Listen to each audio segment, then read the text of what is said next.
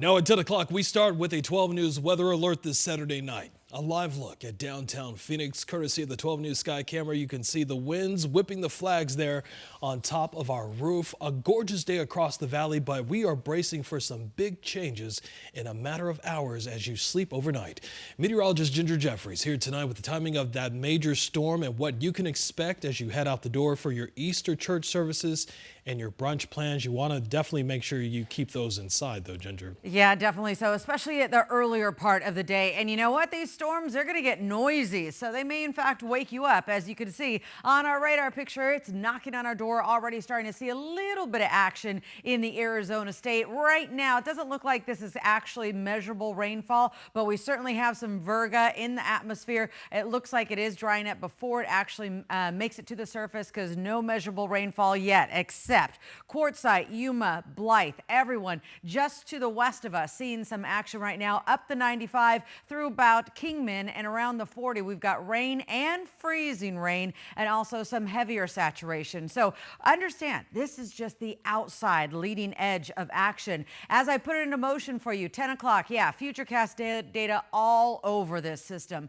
But when I put it in motion overnight, that's when we're going to start to see this activity directly overhead. By 2:30 in the morning, heavy cells, possible thunderstorms and hail. This is going to move on through early morning hours by 5 a.m. Still, we're seeing a decent amount of saturation across the metro. And then watch up here by about 7:30 to about 9 o'clock. It looks like it should be pushing just east of the metro area, but also still producing snow and some higher elevations. Remember, we do have that winter weather warning in place through tomorrow morning at 8 a.m. for above 7,000 feet. So hour by hour in the valley, you can see that the storm is going to hit us overnight, bringing in some heavy rain. But then around 10 o'clock tomorrow morning, I'm expecting the bulk of this saturation to lift. The remnant, though, cooler conditions. Yes, we're going for overnight lows at 54, but only getting up to 64 tomorrow, because more rain is in the works for us later in the day. I'm tracking that coming up next. Jonathan. All right, Ginger, we'll see you in a few minutes. Thank you.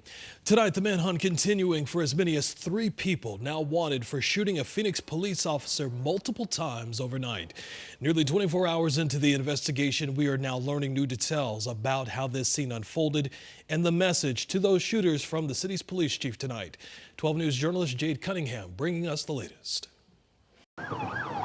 Late Friday night, as police chief, the last thing you want to get is a call like I got last night. the corner of South 35th and West Southern Avenues flooded by police lights. This was a very violent attack, unprovoked. On Saturday, the community reacting to the scene That's really scary. and what had happened the night before. I've heard of things happening over here, but now to actually see it, it's a different thing. So it does have a little bit of a uh-oh feeling. Around 11:30 p.m., Phoenix police say an off-duty officer working security was notified of an armed vehicle robbery in progress. The officer was in full police uniform, and as he responded to the commotion, he announced that he was Phoenix police and immediately took fire. That officer was shot multiple times. Authorities say he never fired his weapon. He was ambushed as he went to try to help folks that were being preyed upon and robbed. At least 3 suspects were involved. Those who live nearby feeling uneasy. It's really sad that you have to come out on a Saturday when a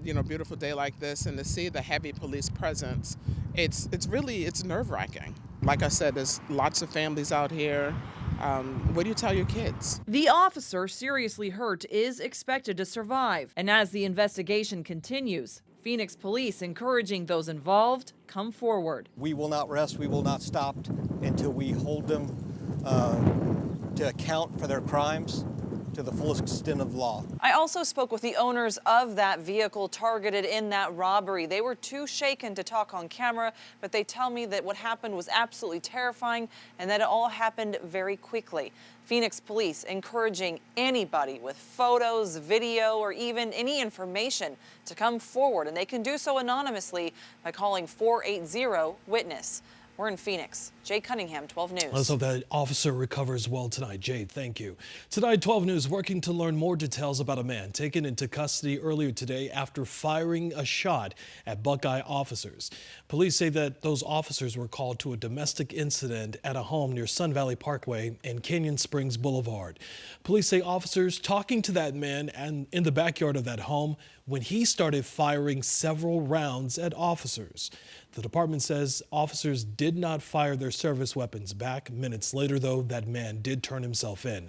Tonight, that incident remaining under investigation. ASU students are being urged to stay alert after an attempted robbery at the Tempe campus earlier this week.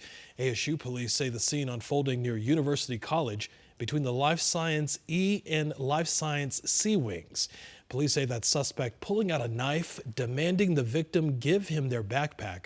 The suspect, we're told, ran away after the victim pepper sprayed him. Police say it happened earlier this week, but did not specify exactly which day. They say that the suspect is a white man wearing a dark blue trench coat at the time. Anyone with information now urged to call ASU police. Their number, 480-965-3456. This weekend, a Phoenix institution known for their sweet treats is living a bitter taste in some folks' mouths after announcing that they are closing their doors after 30 years.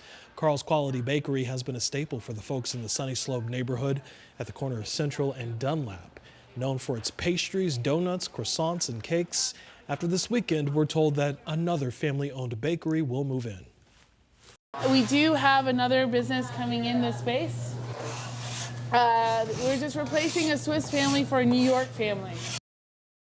We're told that tomorrow is the last day that bakery, that Carl's Quality Bakery, will be open. Doors open tomorrow morning at 7 o'clock. New at 10 o'clock, also another Valley business planning to say its goodbyes as well. Fun Costumes on Main Street in Mesa saying that they are closing after a 30-year run. Owner Angie Ott says that after so many decades in business, hey, she's ready for a break. A superhero is my favorite costumes. It's been sad because my family has been with me this whole time, and it's just sad that this part's going. I'm ready to slow down, play a little, have some fun, relax. Definitely earned it, Angie. So the good news in all of this is that Angie is leaving, but her cousin will now be setting up shop in that same location. Right now, there's no word on an official opening date for that store. New at 10 o'clock tonight, here are the winning numbers in tonight's Powerball drawing. The numbers 12, 13, 33, 50, 52, and the Powerball is 23. So just before we came on the air, get this, we learned that no one, once again, won tonight's jackpot, which means that Monday's drawing now sitting at a whopping $975 million, inching closer to that $1 billion mark. All right, still